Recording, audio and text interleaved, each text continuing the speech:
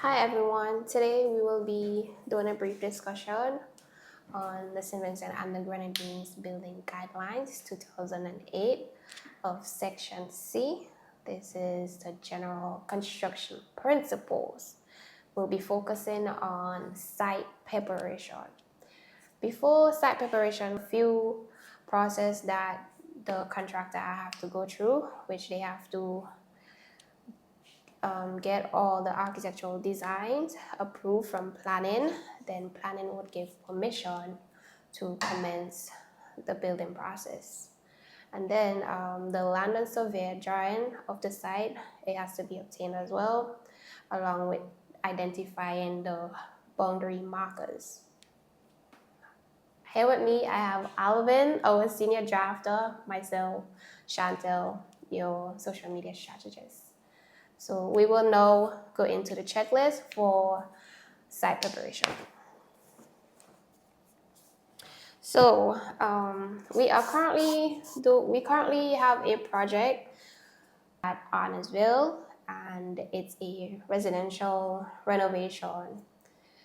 Alvin will just give you a briefing on what the project is about, and then you'll follow along on how we are gonna tick off each checklist. So the project is basically a garage and detailing center where they would also be renting vehicles. So the garaging area is to service the rentals.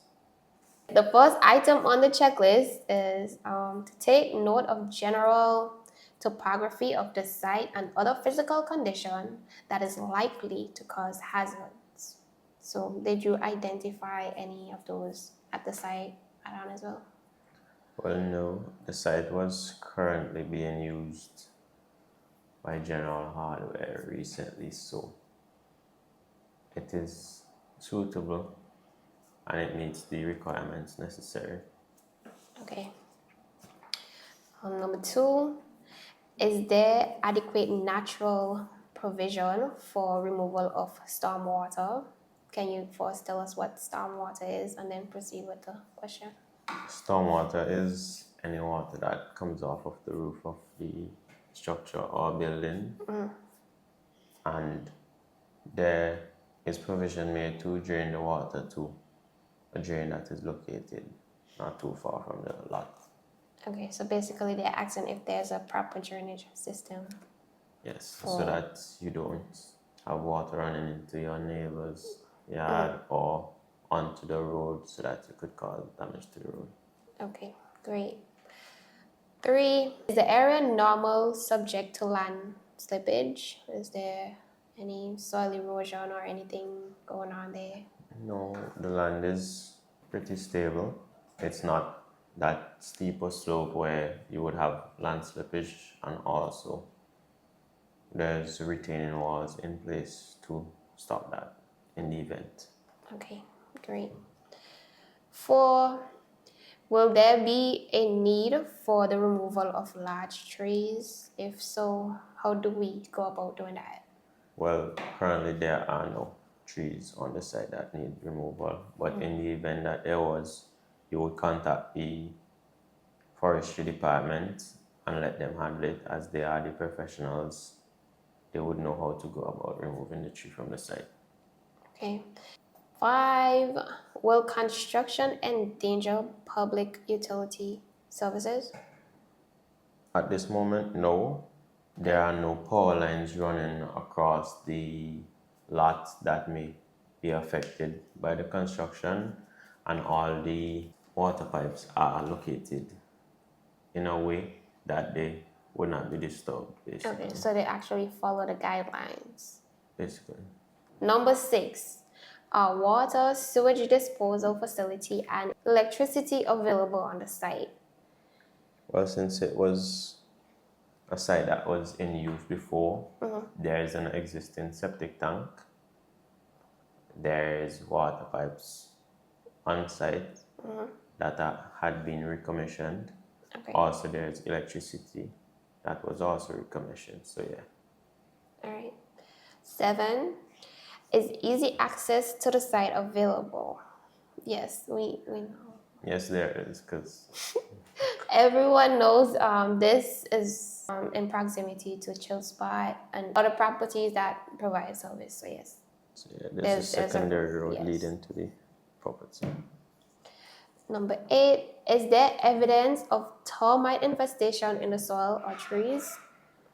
Well, while digging the trenches for the foundation, we did not come across any signs of termites, but regardless of that, we normally do termite treatment in the event that there is, and we just didn't see them. Okay, that's great. So you're actually prepared whether or not it is there. Yes, better safe than sorry.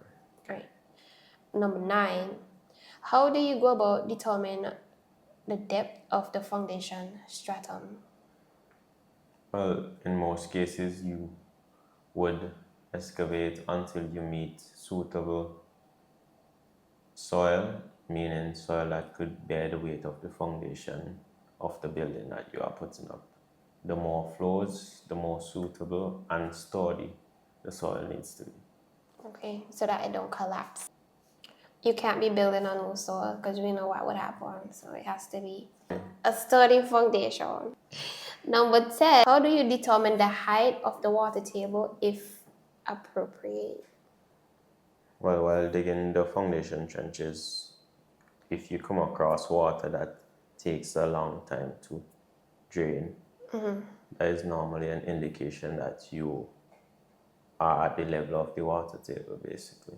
Okay, so for our project, Ricardo's project, is there any water table there at the moment? Not that we came across. Okay. All right. Number 11, how do you determine whether the soil is suitable for construction of a soakaway pit? Well, by doing the soil check, which would normally be the first thing you do, to make sure that the water drains adequately from the soil, which is one of the main functions of the soakaway. Okay, what is the best type of soil to build on when it comes to these things? Soakaway.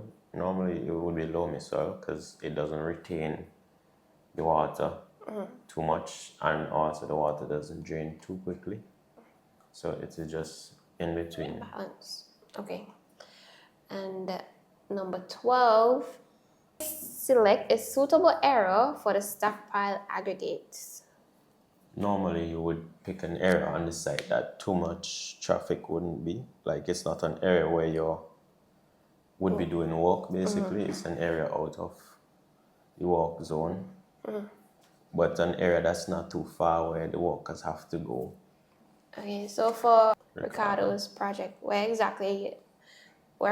storing the aggregates at this moment? Well, it's currently on site because the lot is big enough where could store it on site and still be able to move freely. Movable. Number 13, you select the location for a concrete mixer. Well, you want it somewhere where you wouldn't have to transport the concrete after it's mixed too far, because you don't really want to tire out the workers. So yeah, somewhere that is close to the materials and close to the site of pouring the concrete. Currently, we are not pouring. Are we pouring? We're not using a concrete mixer, to be honest. We're mixing by hand. We're mixing by hand? Yeah. Because we're not at the stage where we need the concrete mixer. We're not using that quantity of concrete where we need the mixer. Oh, okay. Yeah. I was like, that's ridiculous. Okay. When we're pouring a floor slab, then we would need a concrete mixer. Oh, so we're just doing trenches at this foundation, trenches at this moment. So that is why the concrete mixer isn't necessary at this moment.